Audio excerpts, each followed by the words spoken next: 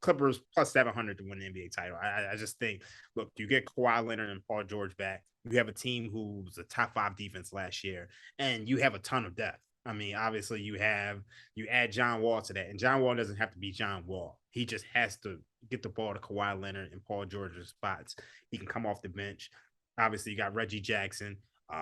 You got Norman Powell, Luke Kennard, Marcus Morris, but then you got guys like Brandon Boston Jr. who can emerge. I like this team top to bottom. And I mean, obviously, the biggest weakness is at center, but I think Zubac is sufficient. So I like this team. I think that's where the value is as far as winning the. I think they can win the West, and I think they have a good chance of winning an NBA title. So I really like the Clippers. Most of the teams in the West you run into. Okay, but what's going to happen when they face the Warriors, right? Like the Nuggets, it's like this team could be damn good, and this team honestly, like. It was a 5-game series. It was over after the first 2 games, but they played really well versus the Warriors once they settled down in the final 3 games of that series. They were in that series, and they feel like they got hit out of the gate so hard by Golden State. They're in a much better position now, but even then, you're still like, well, I don't know. Can Denver really beat Golden State? Like if it's they got to go on the road for games, even if they got home court, like they're down 3-2 and they're on the road in Golden State. Can they get that win and get back to Denver? I think you're worried about them. I think you're worried about Dallas. You're definitely worried about any of the teams out of the Southwest Division. I think the 2 teams that you can look at and go, they can do it are the Los Angeles Clippers and the Phoenix Suns. And the Phoenix Suns are a mess right now with a bunch of things going on with them. And so, I'm not high on the Suns. Honestly, if there was another team that I'm really high at, I think you have to take the Denver Nuggets plus 2,000.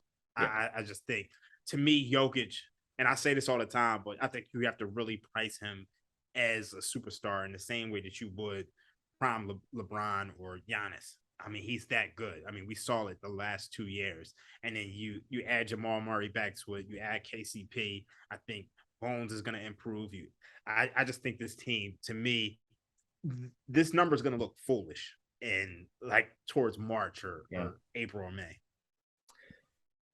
Yeah, I bet them. I bet the Clippers. I think I'm going to bet the Clippers again. I haven't bet them again since I got them early, right after the season. That was my first season bet, was I bet Clippers for a big chunk.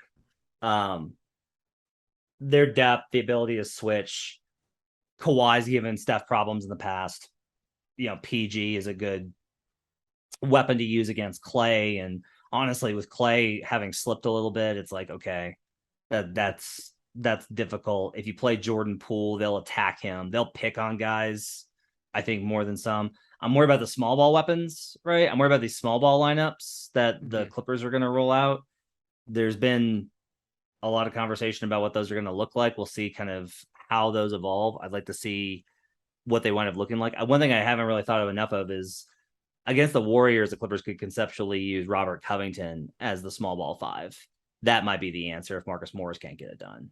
So like that's kind of thing. Go ahead. I'm biased with this Warriors team. I think they're done winning championships, but I made myself look like a fool last year. But I think the West is so much better this year that they're actually going to have some worthy challengers. I mean, I think so. I don't agree with you. They're done winning championships. I think they'll be in the mix. I haven't bet them yet because I think they will get better value. Like Warriors under is going to be not the best bet, but it's going to be a play for me.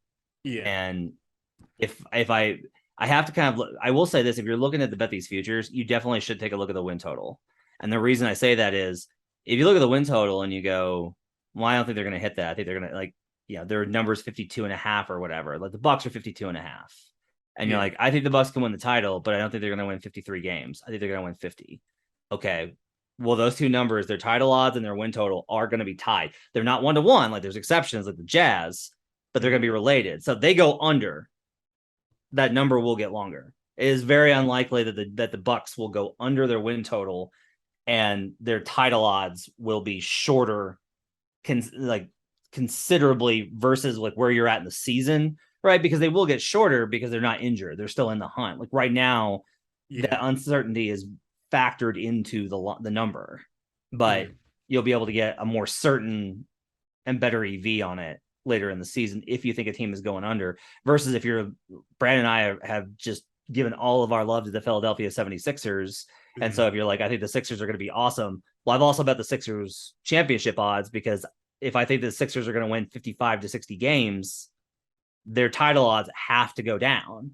They have to shorten. And then I've got either a cash out or a hedge opportunity.